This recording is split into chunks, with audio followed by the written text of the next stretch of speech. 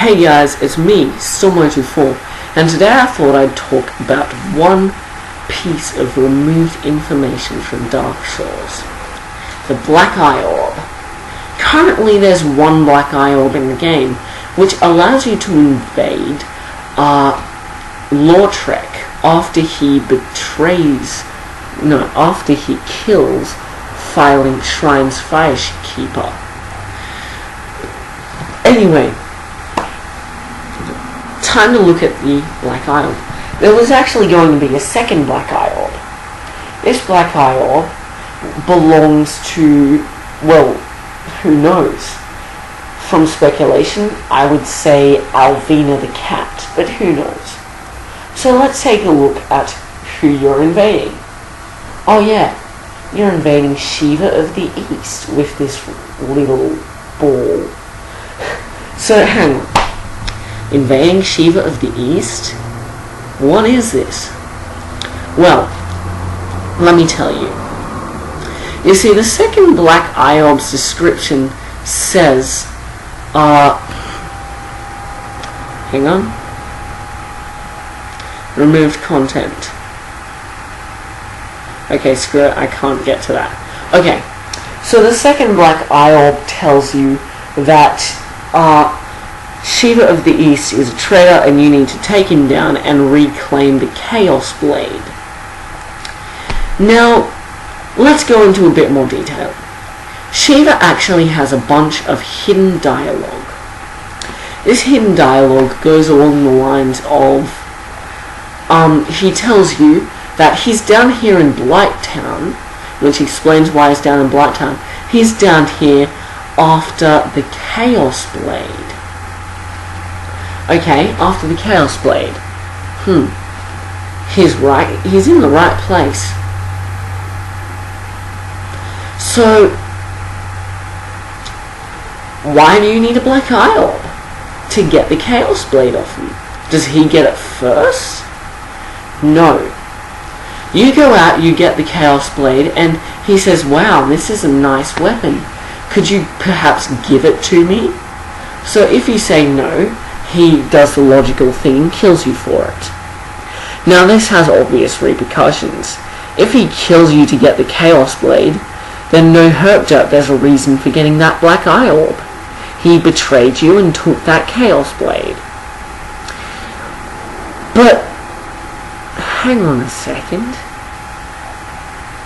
It says, where is he?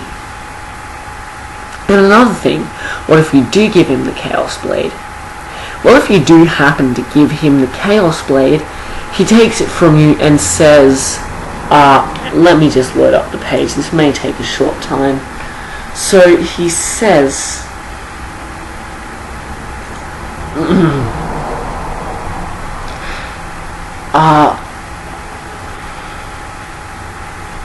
excellent, much gratitude. As promised, this is for you. Go ahead, take it. Bloom. Ah, splendid. The Chaos Blade. Look into the vortex. Wonderful. Simply wonderful. Oh my. My. The sword's true value. Can't be known without a good killing. Now, what does he do after this? Many people speculate that he goes and kills you with it, which he has dialogue that says, don't you run away, be still you rat, taste my blade, taste it, you devil.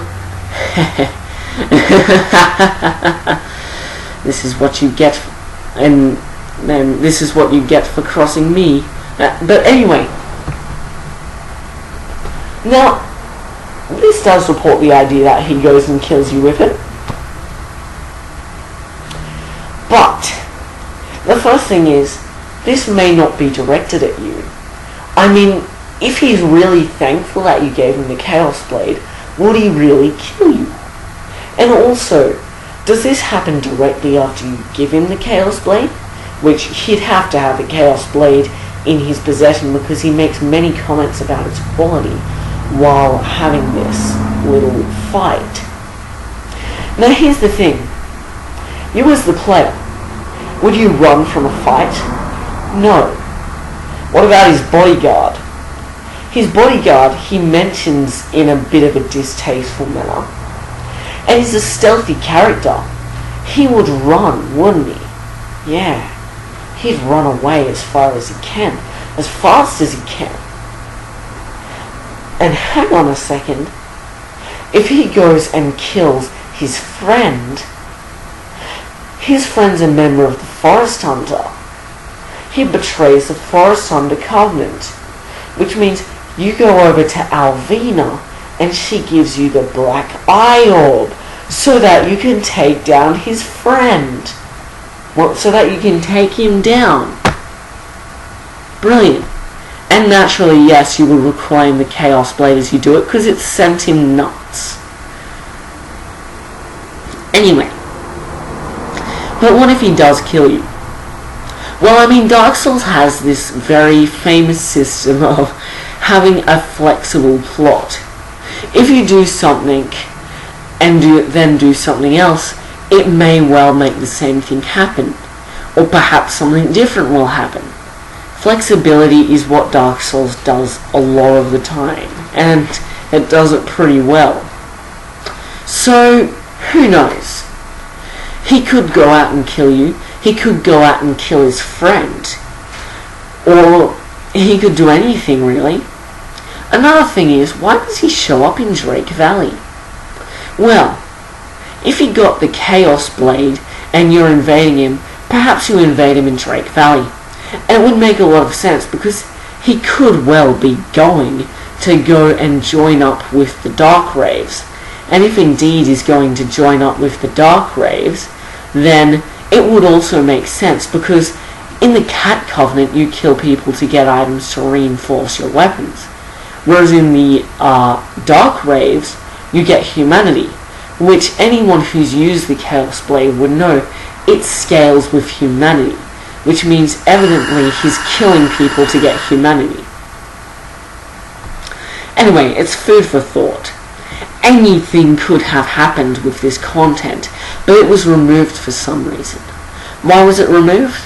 Well, I mean, if indeed it is as expansive as I just said, it could very well have taken a lot of dialogue, which in turn does mean a lot of voice acting, which means a lot of time, and all in all that would add up to be a lot of work, which means if they're close to the development, to the release date, that could just be a bit too much. Now the encounters with him in Blighttown and in Valley of the Drakes still remained, but I mean, think about it. How hard is it to make it so that a character shows up in an area? And if you were to code something around the base, you'd probably want to, shove the entities there first and then add the cinematics or whatnot you're going to do. So anyway, that's just all I have to say about the removed content of Shiva of the East. Quite interesting stuff that, and next time I'll be discussing more removed content if you want me to do that. Also, if you demand for the One Bros back, I'll do them. Of course, I don't have much time these days, so it's hard to fit it all in. See you next time.